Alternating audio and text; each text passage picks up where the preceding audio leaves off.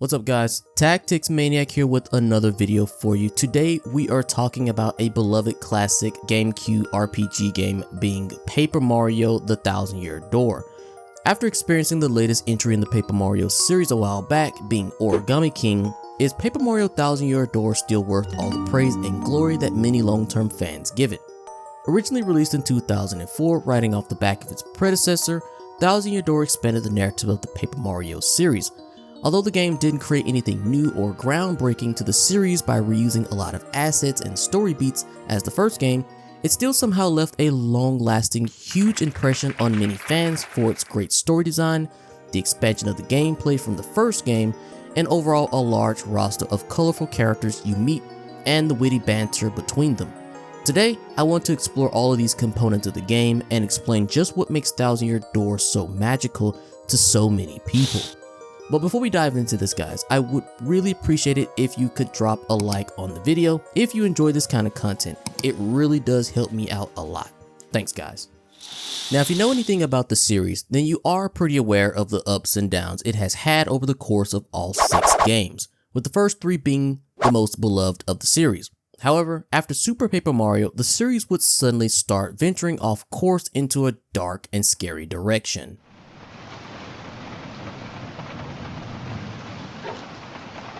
And that led us into Origami King, which many people said was pretty good, but was still somehow lacking that magic that Thousand Year Door had, or any of the first 3 games in general had, and I am one of those critics. But what exactly happened to the Paper Mario series that would lead up to Origami King, and why do so many people list Thousand Year Door to be above all the rest? Well, let's see if I can uncover the truth behind Thousand Year Door's secret sauce.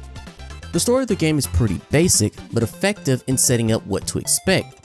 Peach goes on a vacation to unfamiliar lands, discovers a magic map that leads to an ancient door that supposedly leads to a long-lost treasure. But in the process, she gets kidnapped yet again by a group of nerds called the X-Nauts.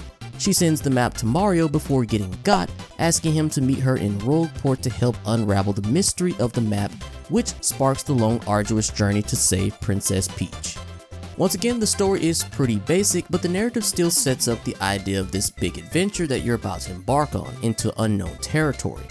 Mario games have never really been known for their intuitive storytelling, but we all know it's not about the story itself, but your experiences on that journey toward your end goal that truly matters, right? So I can't really say that this is the part of Thousand Year Door that's incredibly remarkable that jumps out at you right away. So what else could there be? Perhaps maybe the gameplay will tell a different story. You guys see what I did there? I said the gameplay was going to tell us a different story after I just got through talking about the story, so... Oh, brother, this guy stinks! Oh, okay, that wasn't that good. Okay, as I said before, Thousand Year Door expands on the turn-based system from the previous game, making it more interactive, like how the stage Mario stands on has an audience that will provide star power once the magic map grants him the power, if he pulls off some cool moves. They can also sometimes be a bit of a liability that also needs to be removed. You can even regulate how much star power you recover depending on how you pull off certain attacks with stop. Couple all that with destructible objects, stage hazards, and you've got yourself a nice blend of interactive and unpredictable moments in the game that could lead to each person that plays it to have their own little yet funny and unique moments in their playthrough. Another major factor is your partner characters and having a little more control over them. All your partners are unique in their own way, which add to Mario's moveset outside of battle. Each character that joins you is like a dungeon item that you get after taking down a mini-boss or even discovering them in other ways, just like you would see in a Zelda game. This opens up the world for you to explore new places and reach that next pivotal moment in the story. Speaking of tools, Mario has an array of badges to collect to enhance his abilities in battle. Some of these even have the ability to change how you play the game entirely. For example, as most people know, Mario games are not really known for their difficulty, Paper Mario being no exception, but there is a badge you can equip Mario with to increase the damage that he takes just to spice up your experience. Mario himself controls very nicely, so it feels fair when you block an enemy's attack or try to super guard an enemy's attack to damage your opponent instead of taking damage yourself. It just seems strange to me that so many of these features are completely stripped away in later titles. And that leads me to ask, why take away something so fun that you could keep expanding on and innovate and make it more dynamic with today's hardware capabilities? Or even outright replace it with something bare bones? It's beyond me. I said before in one of my previous videos that gameplay is one of the most important factors when it comes to video games. What's the point of having an incredibly deep story if your characters all control like, well, absolute booty? Or having amazing graphics when the remaining components in the game all take a back seat? But enough of my ranting.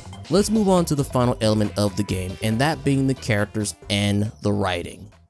Ever since Super Paper Mario, fans began to notice a pattern of less unique looking character designs. Super Paper Mario was a phenomenal game, with its story being hands down the best in the series, but something was still missing. Although there were still unique character designs, many took on the form of these weird looking shapes and objects. The witty dialogue and banter was still there, but now I'm looking at some pixel looking dude, which is okay for the abilities that he grants Mario, I guess makes sense. However, this was a bad sign of the developers leaning away from unique character designs to more basic looking crap like a sentient bucket of paint. Like, I know this is a Mario game and all, there's no such thing as realism when you are talking to a turtle. But talking to a bucket of paint, like, come on. Origami King sorta brought back the unique characters a little, but nothing can compare to Thousand Year Door and its character designs. Almost every new area you venture to, there is always like a new race or creatures you come across, or unique variants of existing character designs. The writing in Thousand Year Door may not compare to recent titles, but it definitely still holds up pretty well.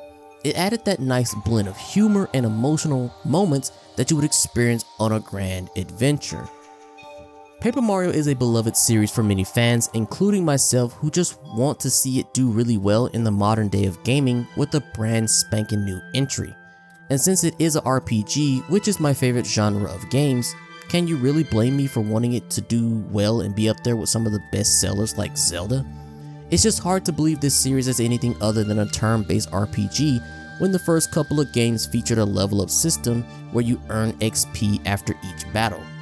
It's silly to say that this game was never meant to come off as an RPG, like that one developer who said it was more of an action adventure in that interview.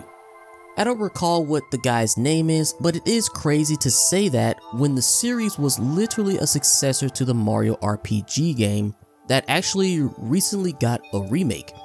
Honestly, I think Origami King was a decent game, but was still lacking that fun gameplay element that the first few games had. It just goes to show that sometimes reinventing the wheel is not always the end all be all when it means sacrificing the qualities of the original game that defined the entire series.